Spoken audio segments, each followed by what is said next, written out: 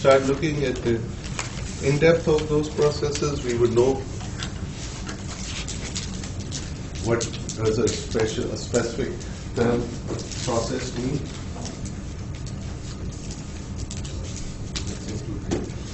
So GTR, he'll be posting his office hours soon. So I'll maybe send a message through Blackboard to let you know, but you can always email him or ask him an appointment, and he'll be able to help you with homeworks, with any questions that you have.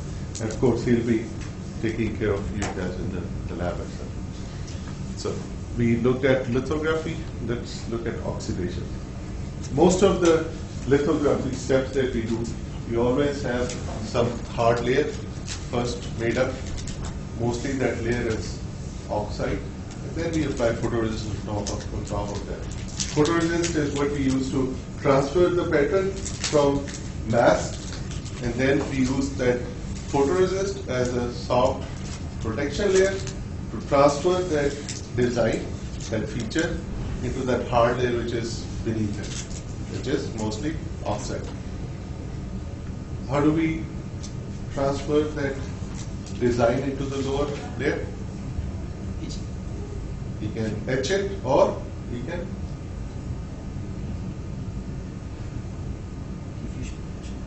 diffusion. Of course, to do diffusion, we'll have to open that hard.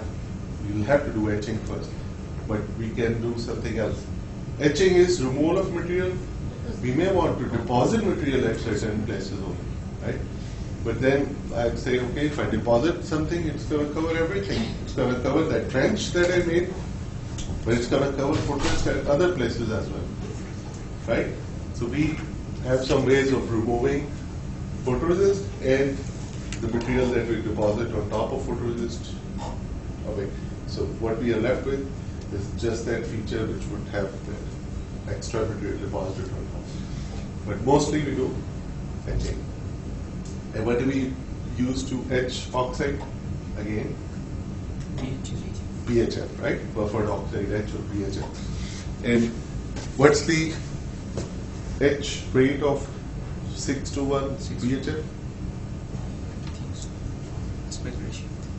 What are you speculating? How much is the etch rate? 6. No. What is the etch rate? How fast does BHF etch silicon dioxide? As a rule of thumb, 1,000 angstroms per minute. But you always characterize that. So, as a general rule, 1,000 angstroms per minute, 100 nanometers per minute.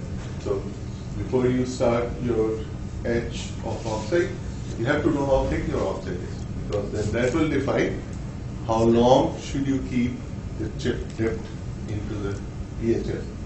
Right? Make sense? Once we get to etch, we'll see we always over etch. We always do 20% extra type to get rid of everything. But oxidation is something which is used for most of the steps. What is oxidation? Growing oxide and solvent. Growing oxide, of course, yes. What is oxidation? Just oxidation. It is a reaction between oxygen and the material. In this case, it's the oxygen and silicon, right? For every 100 units of oxide grown, how much of silicon gets consumed? 44 units, right? So if it's 100 micron of silicon dioxide that we grow, we would have consumed how much of silicon? 44 micron, right? If we grow 100 nanometer of oxide, how much silicon we would have consumed? 44 nanometer, right? So you end up with 66 nanometers of oxide? So we end up with a surface which is 66 units higher than the original starting surface of silicon, right? 56, yeah, 40. So in this course we'll use 44, but you'll see the number is 42 somewhere there, say 46. Depends on the orientation of silicon and many other factors. But we take 44 as a standard number in this course. So even if we don't do any special processing like high temperature or humid environment, silicon always forms an oxide layer, which is called native oxide. What do you think? Native oxide is good or bad?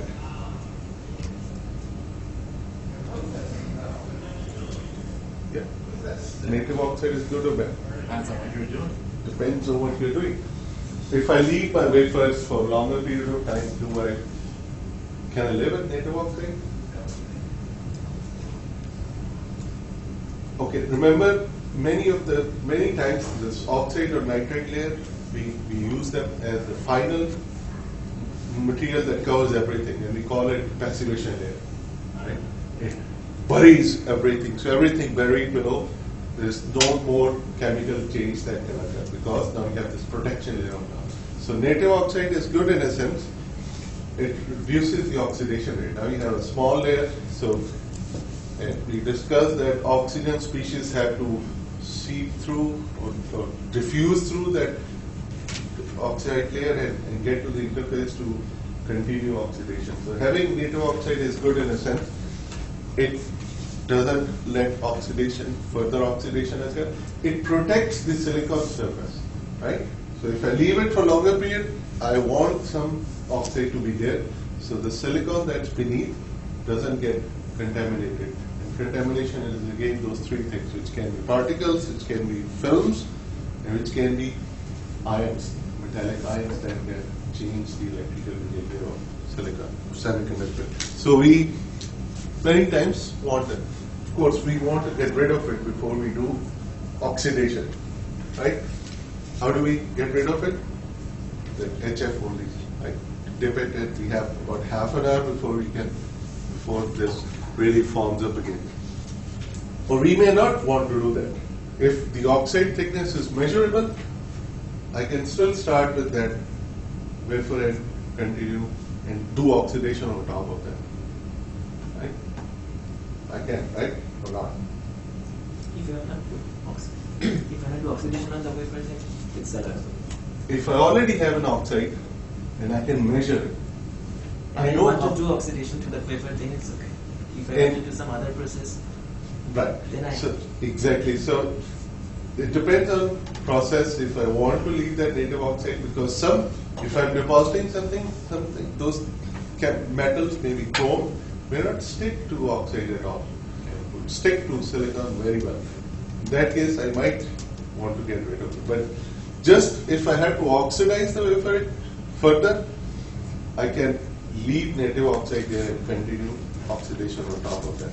Now, my estimate will be now adjusted for that initial oxide thickness, right? So we'll see the relation, how do we calculate. So we'll have to figure out how to incorporate that oxide which is already there before we start oxidation. So, of course, a good insulator has good quality and we can control the thickness precisely. It has different properties than silicon. And say properties, electrical properties, physical properties, chemical properties, all sorts of. So just by reaction with oxygen, it results into a material which is very different than silicon. How do we do it? This is just a picture, and probably won't be clear to you unless you see the system. But essentially, this is loading area, but this is where there is furnace, probably 8 feet behind it. This is a smaller furnace, so this is the opening of that furnace. Is nothing but a glass tube which has a small opening, and it grows, and then it's continuous cylinder, and it's closed from behind. We have opening for gases. In that outlet, we have this opening for where you load the wafers. And how do we load the wafers? We have these boat type of glass thing, which has notches on the glass thing. Let's say quartz, we call it boat. Quartz boat, and we put the wafers lying with each other. There are notches here, so we match the notch, and there are notches at the bottom.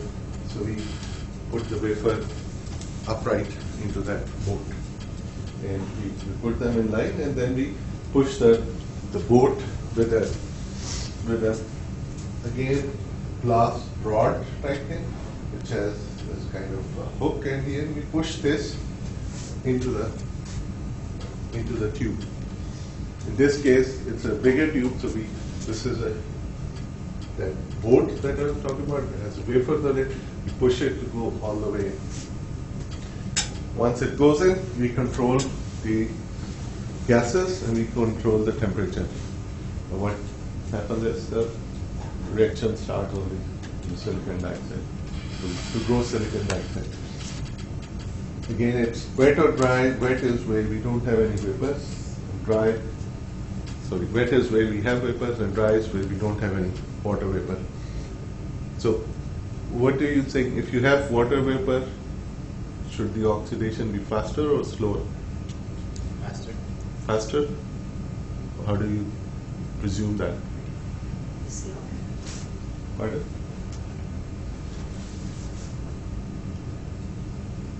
Should it be faster or slower?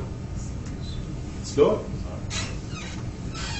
Vapor, water vapor. Those who have lived close to coastline, they know that I know. metal water is very oxidizes corrosive generally. very fast. Right? If you live close to coast, metal oxidizes very fast. Things go bad very quickly. So, with water content, it's fast. Without water content, it's slow. So, dry oxide. Just remember these two things. There are two types of oxide: dry oxide, wet oxide. Dry oxide is slow to grow, high in quality. Wet oxide is fast to grow, low in quality. And by low or high in quality, we'll see what are the parameters that matter for quality. But generally, there are two ways how do we grow them. One is called, and always remember when I'm saying grow them, oxidation is when we consume silicon to put a silicon dioxide film. But if I'm depositing silicon dioxide, that's a totally different process, right? So we can deposit silicon dioxide, which wouldn't consume any silicon, but that will not be called oxidation. Oxidation is only this process where we use silicon to grow silicon dioxide. And when we deposit, is that do we vaporize or are we precipitating silicon? We'll see. It's a chemical process. There's a reaction that occurs between between gases, and those byproducts is silicon dioxide, which gets deposited on the surface of the liquid.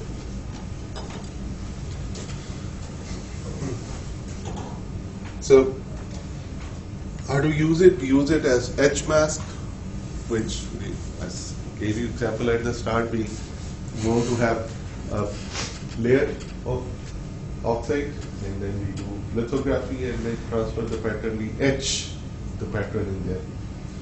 So we can then do further etching of silicon and use silicon dioxide as an etch mask. Make sense? So I can, in that case, for lithography, we do first step where we have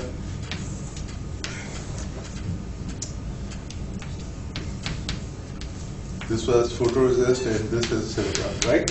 So I use photoresist to transfer this pattern in silicon dioxide. I do my BHF and I transfer that pattern in silicon dioxide, right? And I can do further processing, but before I do further, I'll get rid of that because I don't need that.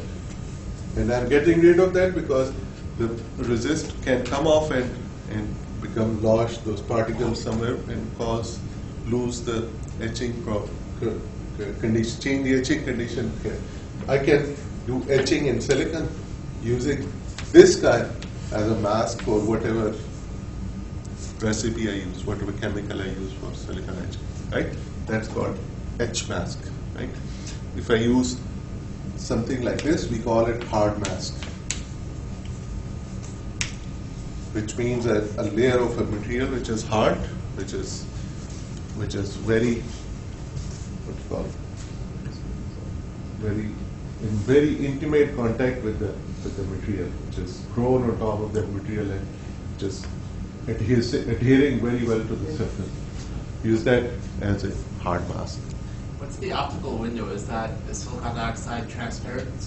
Yeah. Is that- Yeah. Next Wednesday you should be able to see that. So I forget, I should bring some wafers. It's the other type of mask. It's called hard mask. Yeah, so other is just call it lithography mask, which would be photoresist. Now, while at it, and it's gonna come soon. When I was at this step, and I just have silicon dioxide, and I have this opening of photoresist, and we use BHF to etch silicon dioxide, right? So we say, okay, BHF etches silicon dioxide as 1,000 angstroms per minute. What can we say about its interaction with photoresist? What is the ideal requirement for the reaction of BHF with photoresist? It shouldn't, right? So we call this property selectivity, as selectivity of etch. So when we talk about it, we would say BHF is very selective between silicon dioxide and photoresist. And there are always numbers which are given. It can be 1 to 6 selectivity, 1 to 100 selectivity, which would mean that if it etches 6 times silicon dioxide, it's going to etch only 1 time of photoresist. Ideally, there should not be any reaction. There should be no reaction, but there is always some reaction. So again, ideally, that reaction should be way slower than the reaction between the material that we really want to remove, right? So this is the word selectivity. For any etch, we are always worried about selectivity of the recipe. When I say recipe means, okay, you have BHF, you have first HF, which is diluted to some concentration, and then you have to use it in certain containers, right? Because BHF etches silicon dioxide, and silicon dioxide is nothing but, what is silicon dioxide? Glass, right? So we cannot use glassware to hold BHF, right? Because it etches BHF. It etches glass, it etches silicon dioxide. So we have to use containers made of what? Plastic? Teflon. Special type of polymer. Special kind of plastic. Teflon doesn't really get affected by VHF. So we use Teflon tweezers or Teflon coated tweezers. We use Teflon containers. We use Teflon wafer holders, like the one which we can use to dip it, right? So that's all part of recipe. So you would know, okay, I have to etch silicon dioxide. Now the whole 9 yards, you should know whatever is the requirement. Very often what we do is the BHF comes in a bottle which is made of Teflon. So once you're done with it, you cut the bottle and use the lower half. That's your recap for BHF. Right? But you have to keep it clean again. So we use it as etch mask, we use it as optical window to look what's below because it's transparent. We use it to cover the field everywhere so devices don't interfere with each other. And one can say that field means a level playing area. If you cover that, fine, but the devices are embedded between the substrate, right? So those doping has happened in z-axis. So what is the big deal if you cover the top, right? So it's not just the plane that we cover, we make trenches between devices and we cover those trenches with silicon dioxide, right? So the special way, what we call shallow trench isolation, we'll look at that as well. I'm kind of confused. If silicon dioxide is transparent, then why do we use a color chart to measure oxide? Yeah, it's transparent, but it has a color. It's using sunglasses. They're transparent. You can see through, but you see through a color. Yeah. So it's a film which is glossy, but it changes color as the thickness changes. Bright reflections. Pardon? Is it bragg reflections? We'll see where the colors come from. That's part of metrology. It's not Bragg's reflection. I think it's internal refraction, and they cancel out some wavelength, something like that. So, and of course, we use it as gate oxide. How do we measure, or what models govern the oxide growth? It's called Dale and Grove's model, which was the paper that I asked you to read. Should be familiar with that theory. What it defines is it gives us a time that we would need to grow an oxide thickness. Given we know the temperature that we are using and we know the rate constants. So it can go both ways. If I know the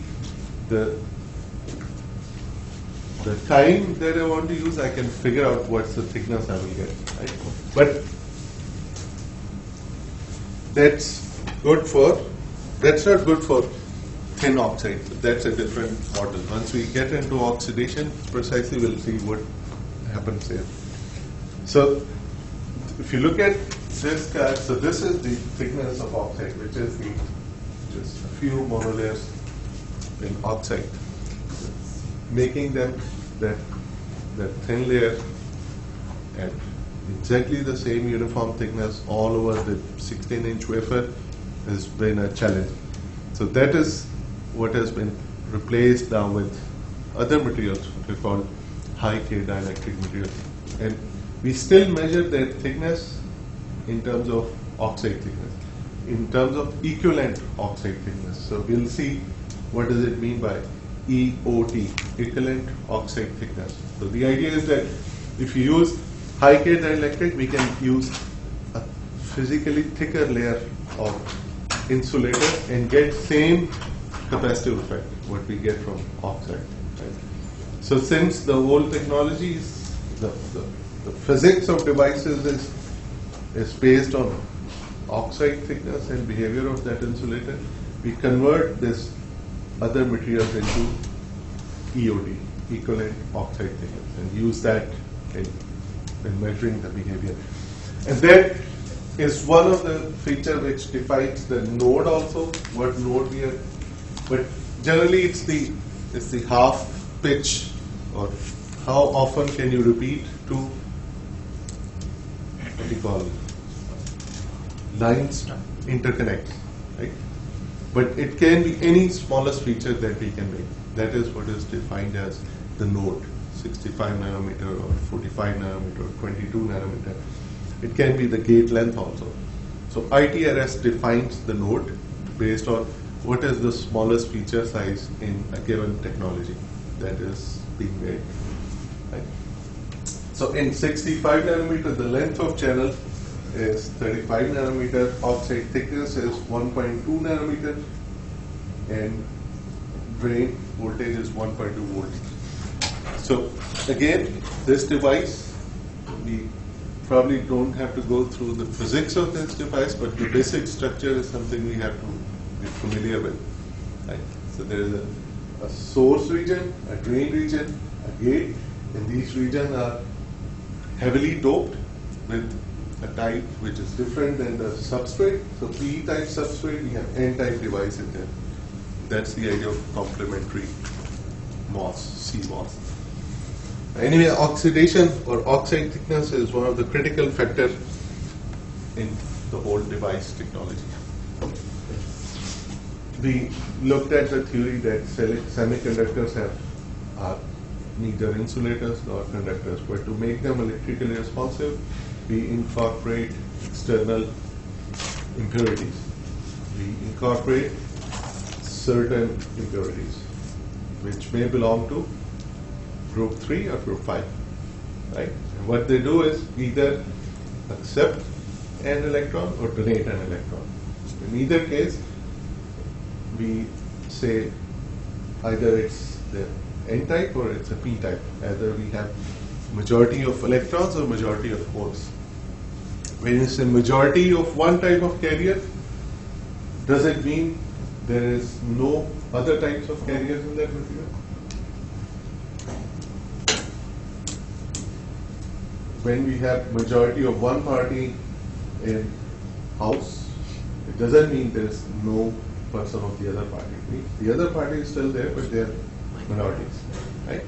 So we have once we call intrinsic semiconductor, we have how much of holes and electrons do we have in intrinsic semiconductor? Should be equal. How much is there?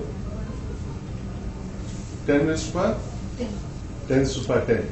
So we in intrinsic semiconductor we assume it to be some number times 10 raised to power 10 of holes and electrons.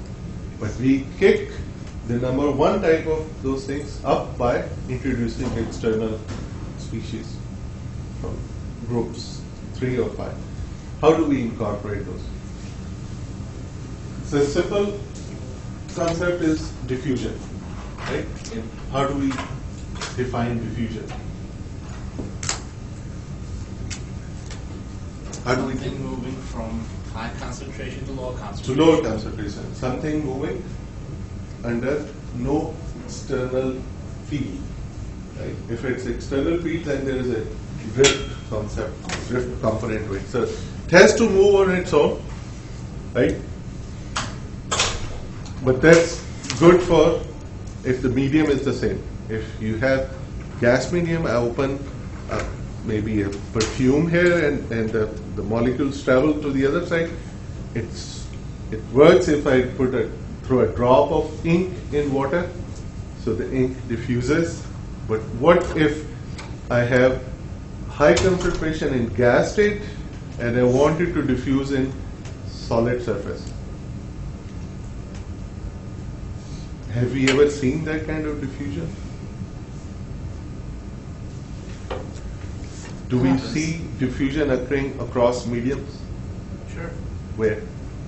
Well, you put something in your freezer, and your ice creams are probably going to start smelling out like your freezer. So what is happening in freezer? The molecules of the things that you don't want. It's a temperature which is way different than normal temperature, right? But say it again. So what happens in freezer? We put them. So that's evaporation. That's the thing, right? No. If you, let's say you got something that doesn't necessarily smell good in the freezer, you put an ice cube there. Ice is solid, but you know that it's going to happen very slowly. But what you don't like is those other molecules are probably still going to diffuse into your ice cube very slowly. I mean, hotter would be better, right? The hotter. So we don't see this intermediate diffusion at room temperature, right? But what if we give enough energy to those molecules or atoms? They can do that. They can cross the barrier and start diffusing just under the potential of the concentration gradient, right? So concentration gradient is what we know, but it's the potential that is caused by that potential, which makes some work to occur, right? So we do that in semiconductor devices. So we put them in a furnace again and raise the temperature really high, and we introduce those gases which you want to diffuse into silicon. That's one way how we do doping. And the other one is by force, where we can inject them. That's called implantation. So, but the basic idea is that we do this to introduce specific impurities to change the electrical behavior of semiconductor materials.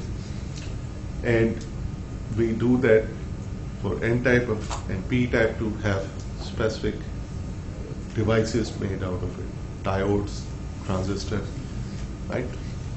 We can also do that to create an embedded layer of a material which is different than the substrate.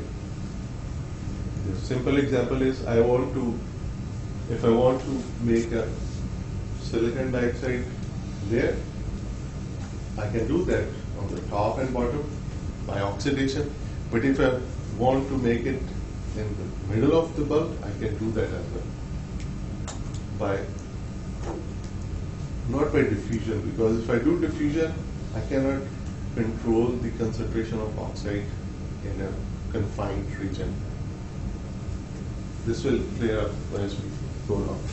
Simple thing to understand is if I define depth in this direction, depth into substrate. So if I have my wafer like this silicon and maybe silicon dioxide on both sides, and I'm just taking this interface of silicon. So, and this is concentration. If I do diffusion, this would look like something like this, right?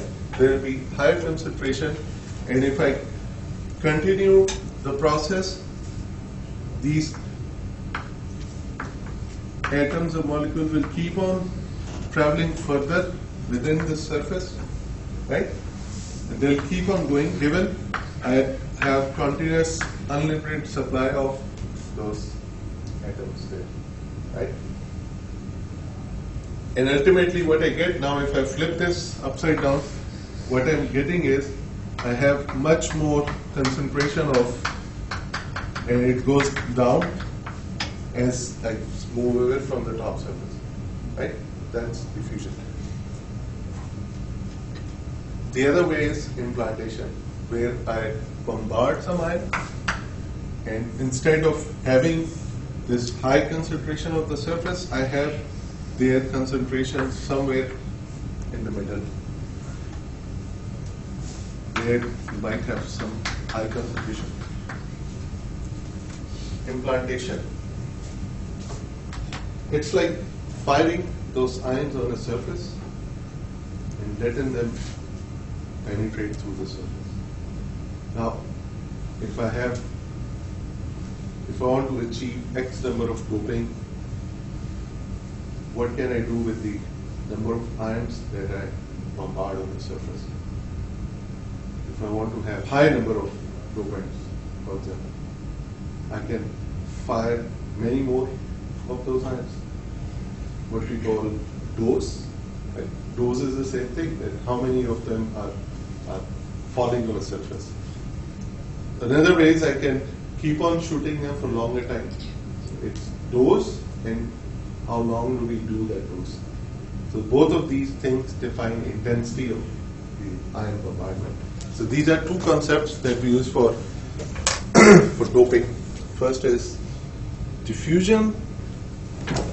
In diffusion, we can use silicon dioxide as a hard mask, and we can have a cocktail of recipes, cocktail of gases according to our recipe, and do it at high temperature.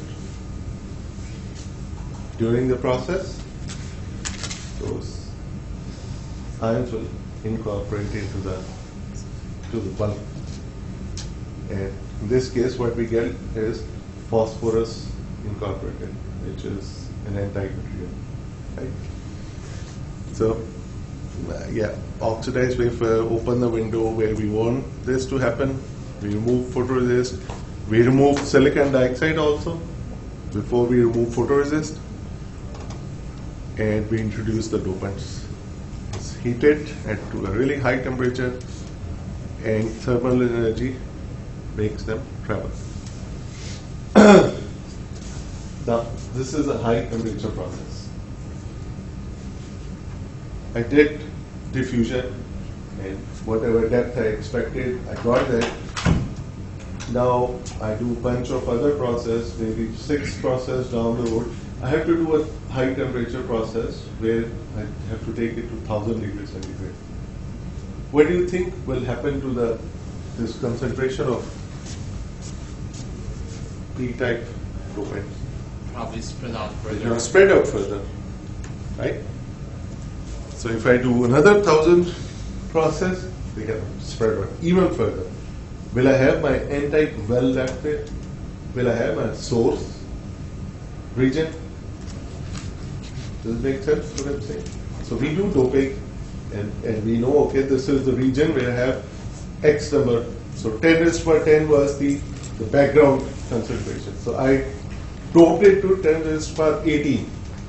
But now I did another thermal processes. I might have come back to maybe 10 raised to 10.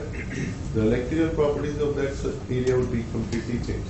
So that is what is called back end of line process and front end of line process. So We can do many things once we start, but once we are having many of these diffusion layers, we don't have too much thermal room to play with. Or what we can do is we can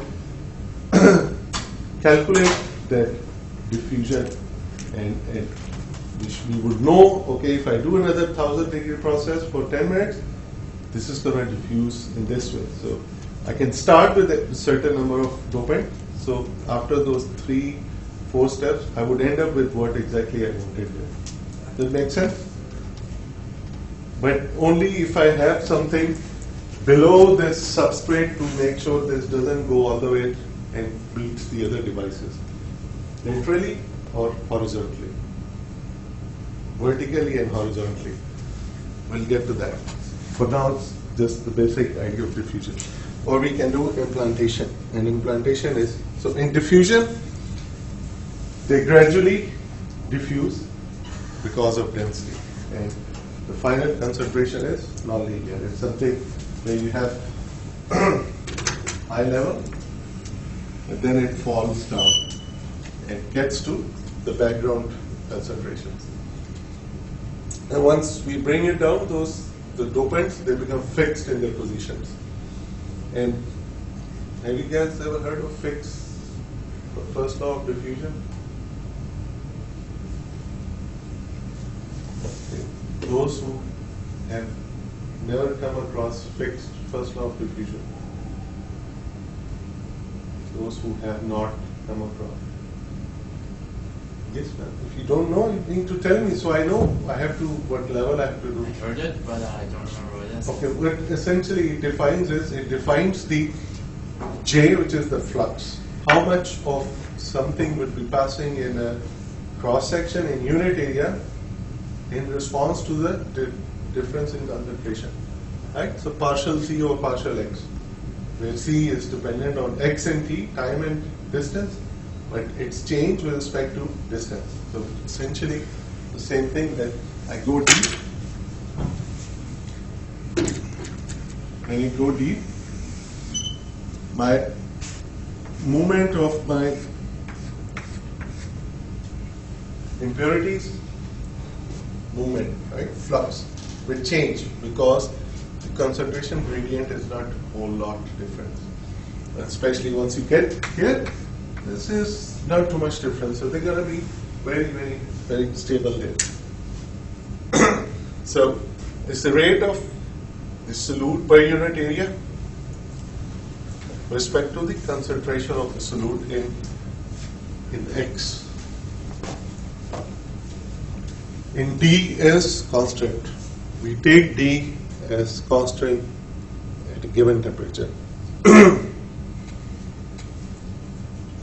So if I have unlimited supply of dopants, I end up with respect to time, I end up with a profile something like this. So if this is the top of the wafer, and if I look at concentration, I'll have high concentration, it will fall down, right? If I keep on supplying unlimited source, this is gonna diffuse further. But if I have limited supply, whatever I incorporate at start is gonna become diffused over more distance from the surface. So it makes sense? These two cases are very important. If I have a diffusion where I want to restrain the dopants, but I want them to go deep, there's a different recipe. But if I want to have a gradual change and I want to have as much dopant as I want, there's a different recipe for that. And second law of diffusion now defines it in respect to the concentration itself, with respect to the distance within the substrate. We'll look at these guys more closely once we get there. So this is that idea that we start with certain depth, but with time this would increase to take more depth.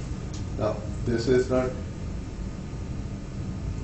that's okay, so this is 10 to the 21, 10 to the 19, 10 to the 16, and then essentially when it drops off, it goes to the background concentration, which is 10 raised by 10.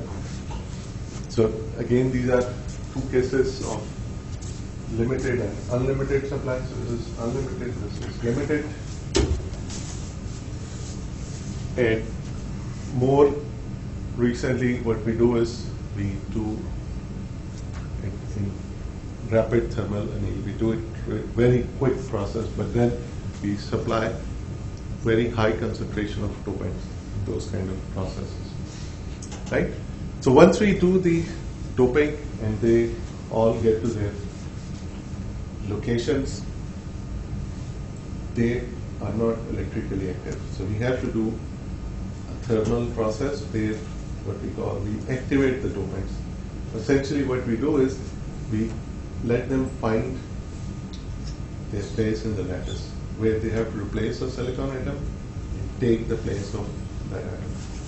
We'll look at those also, what are those positions called in the lattice where those dopants go. But once they get to that, once they become part of the lattice, only then they can contribute the carriers. Does it make sense? If they are not at exactly the edge of a lattice, they cannot contribute their carriers. So they have to be brought together, what we call activate the dopants. And that process also does what we call healing of the crystal. So diffusion is high temperature process, right?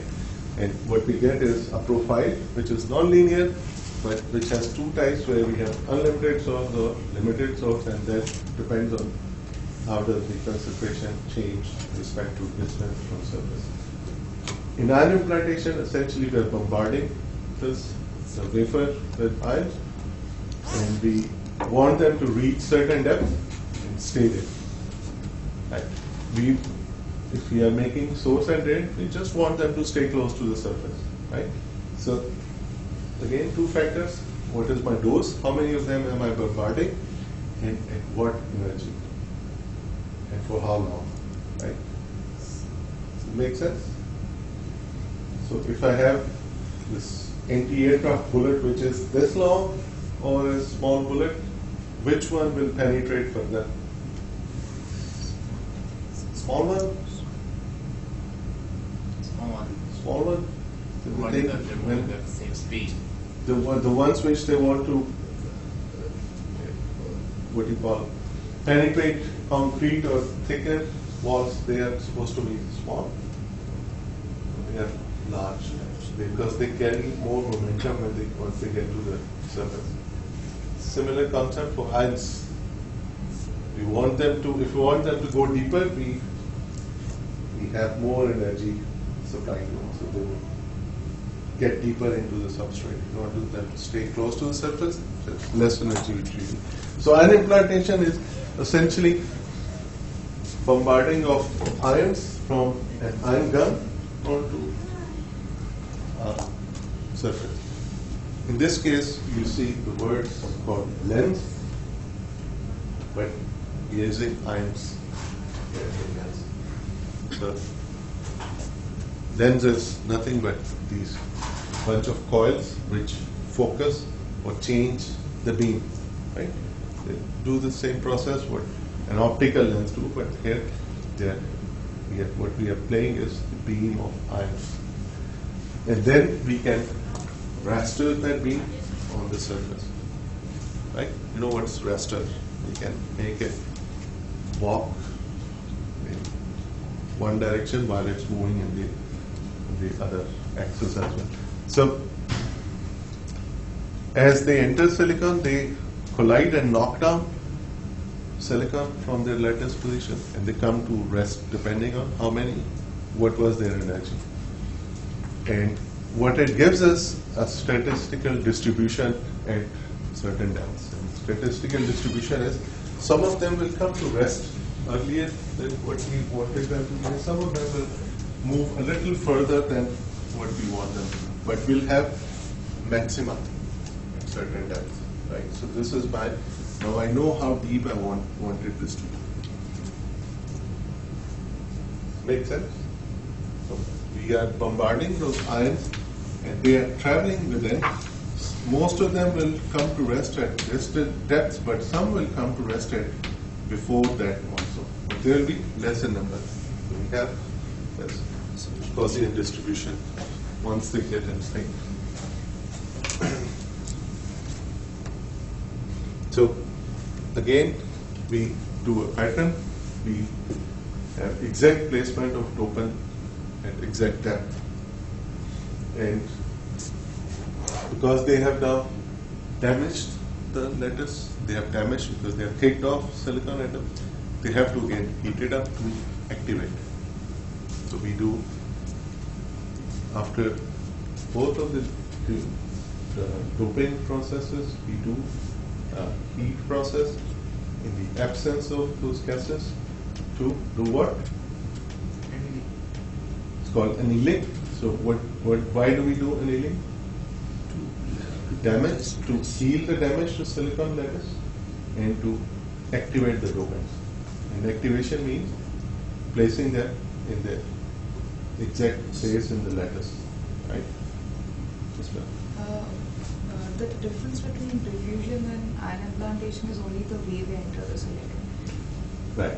Once they are incorporated in the silicon atom, is there a difference in the electrical properties of silicon? No. Then I have read that resistors which are ion implanted have a higher voltage rating than the ones which are Yeah. diffused. So once they get into the substrate, one case does more damage than the other. In diffusion, we are not doing a collision between atoms, right? We are not doing collision between ions and atoms. In case of implantation, that's exactly what we are doing. So their electrical properties are slightly different, but it's not different in terms of the doping itself. But then, why is the voltage rating higher for ion implanted? We'll get there. We'll look at the difference in both cases, why one is preferred over the other. So that's one part why this is. So the simple reason is, in case of implantation, we can confine the majority cases in a very narrow distribution. We cannot do that in case of diffusion.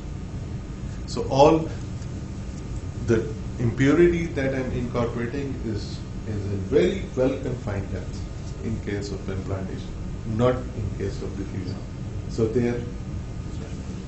So their contribution is different in both cases. But if you look at the structure, they're exactly the same. There's no difference. Once you heal them, they're the same. So what do we implant to make a resistor? Because ions generally, increase conductivity. How do you decrease conductivity? Ions decrease conductivity. Increase, right? I mean, ions are charge carriers. Okay. So when you have a conductor which is supposed to conduct one type of carrier, and you are looking at the other types of carriers, so it depends on the majority and minority. I see. So what is the current? Are you taking electrons as current or using volts? It depends on the type of device you are working. So we'll get to that. Why? That's the idea of CMOS integration, where you have a resistor with one type of doping, and what are the electrical properties that you are worried with. Right? So we do two steps, annealing, and so diffusion and implantation is always followed by annealing. It's a low temperature process, very well defined doping, but there's more damage, and the annealing is done at high temperature in this case. But we recover most of the damage. So the profile for this guy is Gaussian, so seal and groove model doesn't apply. Not the fixed diffusion model doesn't apply here.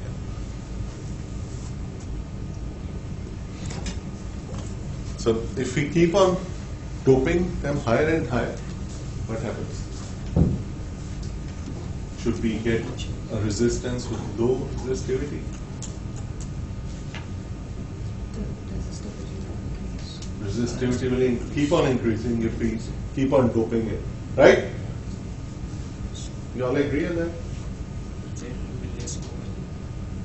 Less mobility. You're saying less mobility means less conductivity? No, that means electron can't move. And they're so concentrated, so that's why they can flow. Like they have less space. They're not listening to. Okay, they have less space. Say it again. Say it louder. I mean, they have less space to move through. They have less space to move through. So which will increase conductivity? No, it will not increase. It will not. So you're saying it the opposite. If you keep on increasing the doping, the conductivity will not increase proportionally. After a certain point, it may get decreased. After a certain time, it may get decreased. Okay. It's one opinion here. So if you keep on doping, after some time, the conductivity will go down. Does it make sense? Does it make sense? Why? Not really. Not really. It should keep on going up, right? So if you keep on providing dopants, it should keep on going up, right? But I have not used the word mobility yet. We have been doing conductivity yet. Maybe it will saturate at a point, but They'll saturate at a point. May What will increase. saturate at a point? the conductivity. The conductivity will saturate at a point. So he's saying that it should become flat after a certain doping concentration. He said it should go down, but Probably won't fall down. it probably would fall down. Okay. Anybody else?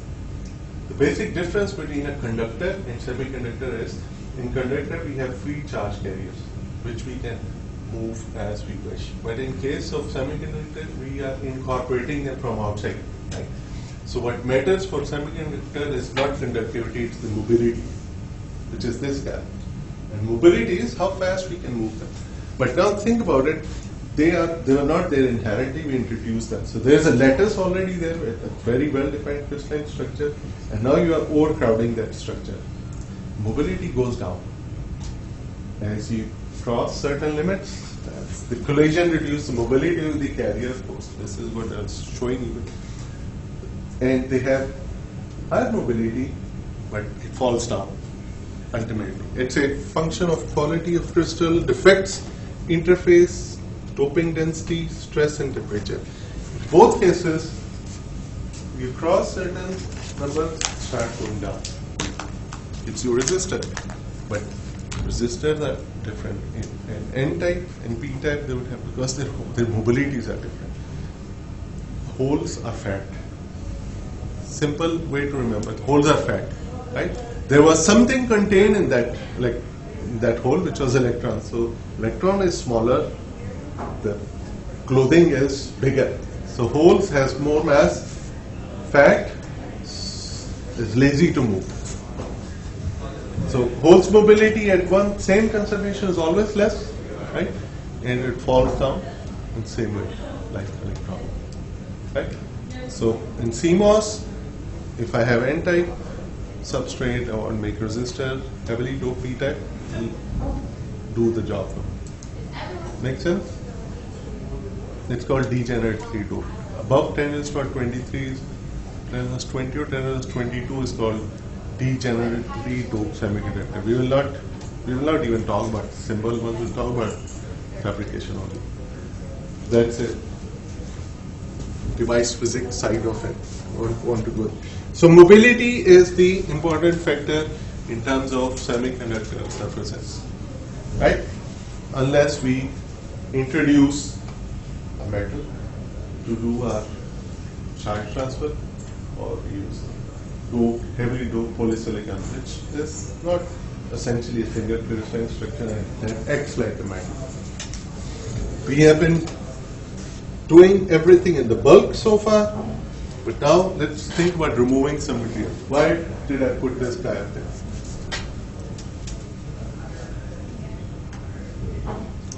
How do we make these engraved letters VH. in a metal? We do what? H. Etch. Right? How would they have done this etching? They had some covering on top in which they wrote our lecture, and then they opened that part where it was our lecture. They used something which was selective between that covering and the metal beneath, right? So it reacted only with metal and removed it, and we got words written which are at certain depth on the surface, which we can read, right? Top tellies, bellies that soldiers wear, they are not essentially etched, they are engraved, right? But there are name tags which are etched, especially those which are on the doors for the braille in there, right? With the elevators, they have these words written which are a plate which is plastic, and then there are areas which are like that. So these are all etching, all examples of etching. What do we want to do? Selective removal of material. So our recipe should be selective. It should remove only the material that you want to remove. We can use photoresist or other materials, what we call hard masks, as protective layers for the rest of the area. So once you look at photoresist, this will come again. Photoresist is used to transfer the pattern, or it's used as a mask. It's used as a mask to transfer the pattern, or it is used as protective layer during etch, especially BHF. Two types we can do, either with wet condition, we do with dry condition. Both cases, wet etch is where we use liquid chemicals to do the reaction, or dry etch is where we use gases. We use combinations of gases, recipes of gases to do our process. So in both cases, we generally call them recipes. So when you start your process, you have to know the recipe. You have to know the recipe for that particular equipment, if it's done on equipment, or you need to know the etch rate of recipe if you are doing it with the liquid. So you might be using a beaker to do your process. So in any case, it's a reaction between the reactants, which results into products, and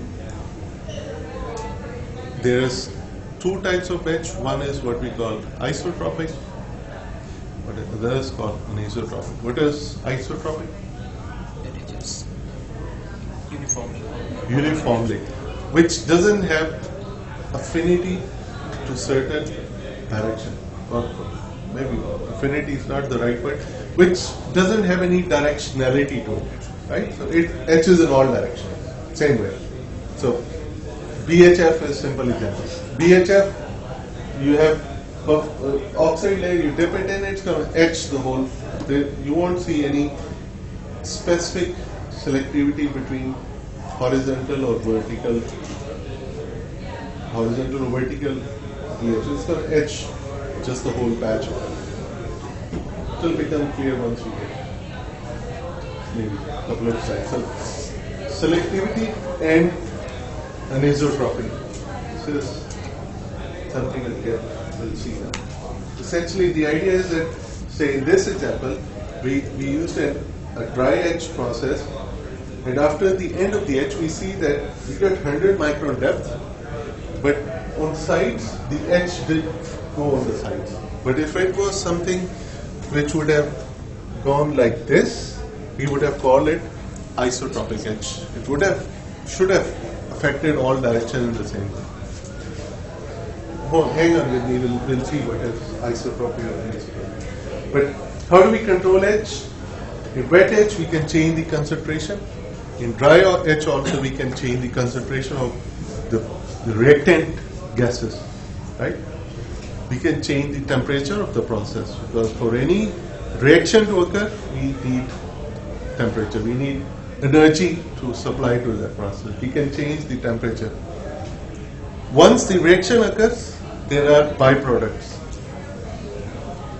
There are not byproducts, there are products, right, which come out of the reaction. Think about it. What happens when an acid and a base react? What do we get once an acid and a base react? Salt and water, right? So, what happens if you let salt dry? You get crystal. So the idea is that those products need to be removed. If more acid and base don't come together and there is just salt and water, reaction will stop, right? So the product needs to be removed from the surface. In case of etch, what does that mean? It means that if we have this example. So if I have this photoresist here and I'm etching silicon dioxide with BHF. So once this layer reacts, turns into some product, this has to be removed. So BHF can keep on attacking more of silicon dioxide, right? So how do we achieve that? In case of BHF, what we do is we gently keep on shaking the wafer. So reaction happens and products are removed. That's what it means, removal of etched product. So more of the material etchant can come in contact with the etched material. Same is the case in dry etching. Once you have the product, you want to suck it out, you want to vacuum, pump it out, so more reactant can react and do whatever it's doing. So in dry etching now, we have selectivity, again, same concept, selectivity, but we create plasma in etch. In liquids, we just have those chemicals coming in contact. In case of dry etching, we create plasma. Now what is plasma? How do we define plasma? Ionization of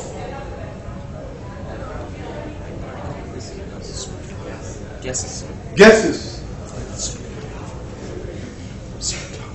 Ionization of gases. So ionized gases are what we call plasma. How do we ionize them?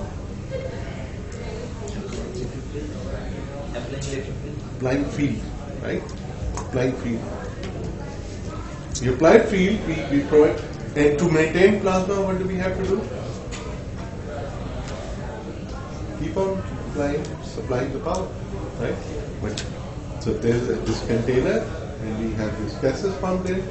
When we are concerned, we want those ions to be produced. We create a plasma, right? Supply power, and that does the etching for us. So what we get is with dry etching, we get very high aspect ratio. So HAR will come out again and again. HAR is high aspect ratio, where we have one dimension very high than the other.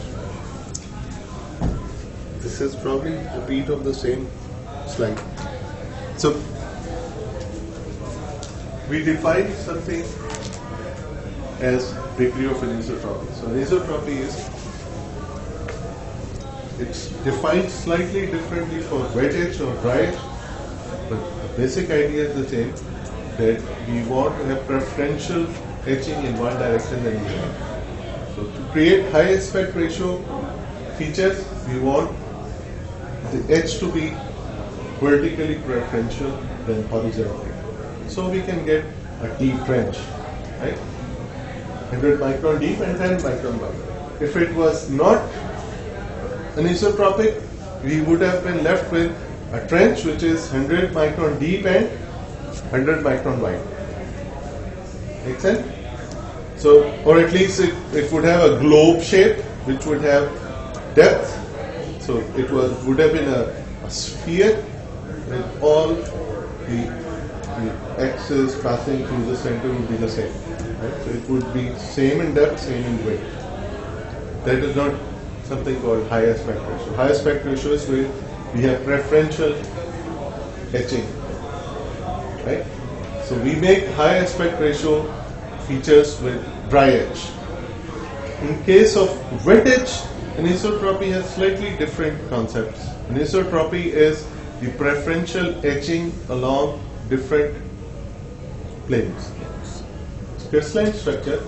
So we want to have maybe something that etches 100 much more faster than 111. So what we end up is, we have, we'll see, we have shapes like maybe inverted pyramid, we have slanted walls which have very exact angle with the x-axis. So that's what is called anisotropy or anisotropic etch for wet treatment. And there's this figure of merit, what we call degree of anisotropy, which is the horizontal depth divided by vertical depth. So if it's completely anisotropic, we should have 0 for these, and we get high aspect ratio feature. If it's isotropic, this is not the height, this is the etching, horizontal etching versus vertical etching. You would get something, for isotropic these would be the same, right? They would result into number 0. But as ideally what we want high to be very, very,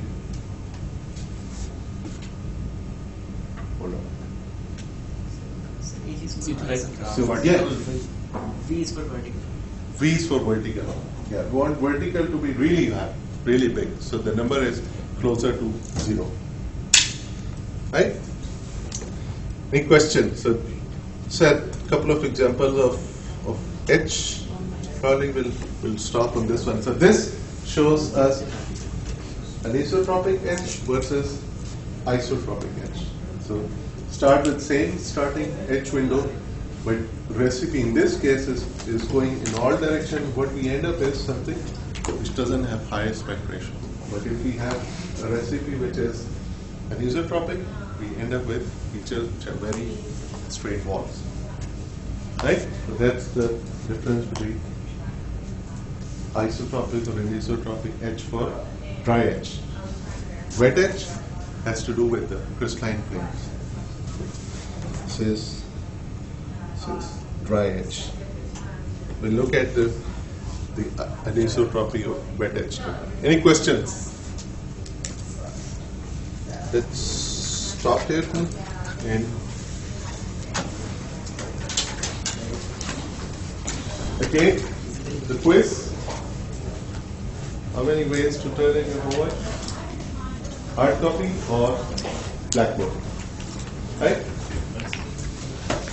Pardon? Is there maybe a quiz? That was the quiz. How many ways to turn in your homework?